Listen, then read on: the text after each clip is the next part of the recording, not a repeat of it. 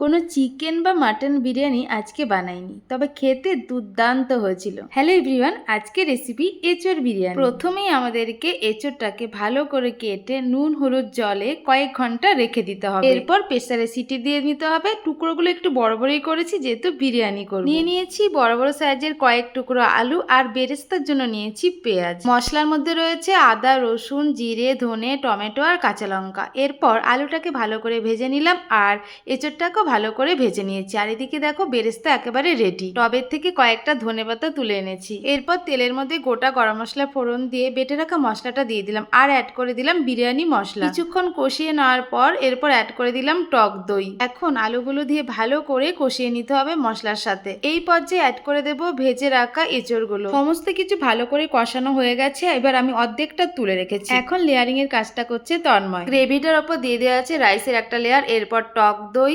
বেরেস্তা বিরিয়ানি মশলা দিয়ে দেওয়া হলো। নেক্সট লেয়ারটা ঠিক একইভাবে রেডি করে নিল।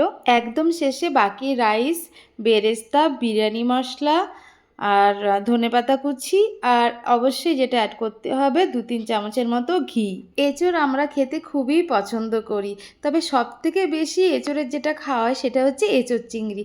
তোমরা এঁচোড়ের কোন রেসিপিটা খুব পছন্দ করো সেটা কমেন্টে জানিও। যেহেতু এঁচোড় খেতে খুবই ভালোবাসি তাই হঠাৎই মনে হলো তো এঁচোড় বিরিয়ানি করা যাক। এই দেখো দমে বসানো হয়ে গেছে, আর দম থেকে নামিয়ে আবারও 2-3 চামচের মতন ঘি দিয়ে দেওয়া হয়েছে। বিরিয়ানি একদমই রেডি হয়ে গেছে। আর এখন সব থেকে সহজ কাজটা, মানে পেট পুজো করার পালা।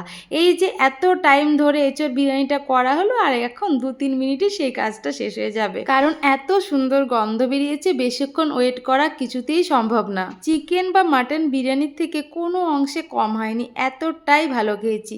আর দেখো এঁচোড়টা এত সুন্দর সফট হয়েছে না, ভীষণই ভালো লাগছিল এঁচোড়টা খেতে। তোমরা কারা কারা এঁচোড় বিরিয়ানি খেয়েছো, আর যদি কেউ না খেয়ে থাকো এইভাবে অবশ্যই করবে, দারুণ খেতে হবে আর সবার প্রশংসা পাবে। কেমন লাগলো আজকের ভিডিও অবশ্যই কমেন্টে জানিও। ভালো খাও, সুস্থ থেকো।